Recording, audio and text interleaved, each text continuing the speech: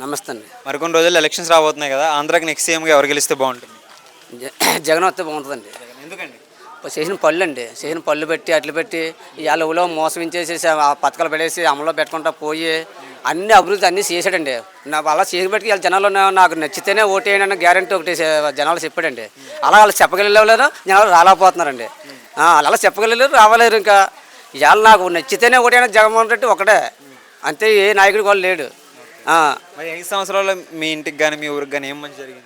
మంచి జరిగింది. స్కూల్ పిల్లలు వేసుకున్నాం, తర్వాత కుర్రోళ్ళకి బాగా డబ్బులు వేస్తున్నాడు, తర్వాత 18 సంవత్సరాల వాళ్ళకి డబ్బులు వేస్తున్నాడు, ఇల్లు ఇచ్చినారు, పెట్టుకున్నాం అన్నీ బాగా. మాకు ఇల్లు రాలేదని మా అన్ని వరకు వచ్చింది ఇల్లు. మాకు ఇల్లు ఉన్నాయి, వాళ్ళు బాగా లేని వాళ్ళకి ఇచ్చారండి ఇల్లు. మరి అప్పటికిప్పటికి స్కూల్స్ ఎలా ఉన్నాయి? స్కూల్స్ బాగున్నాయండి, అవి కూడా బ్రహ్మాండంగా ఉన్నాయి.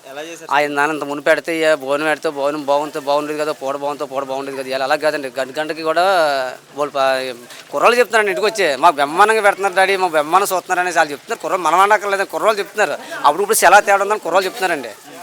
మనం చెప్పుకోవడం కాదు, కుర్రోళ్ళు అడిగితే బాబు బాగా ఎడుతున్నారు లేదా అంటే అప్పుడు పెట్టినా బ్రహ్మాండంగా ఉంది. ఇప్పుడు వాళ్ళకి సెలా తేడా అనేసి వాళ్ళే చెప్తున్నారు, కుర్రోళ్ళు చెప్తున్నారు. మళ్ళీ అందుకని నిదానం ఇంటికాడ కూర్చుంది వాళ్ళతో మాట్లాడుతూ గడి వాళ్ళు చెప్పేస్తున్నారు ఇవన్నీ.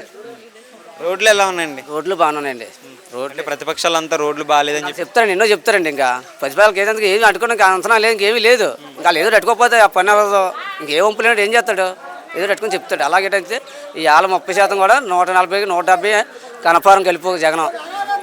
మరి తెలుగుదేశం పార్టీ ఉన్నప్పుడు ఎలా ఉంది, ఇప్పుడు ఎలా ఉంది? ఇప్పుడు బాగుందండి. అప్పుడు ఎలా ఉండేది? అప్పుడు ఏమి ఉండేది కదా. ఇప్పుడు అలా ఆడ పక్కా గుంతనే ఇల్లు ఇచ్చేవాళ్ళండి.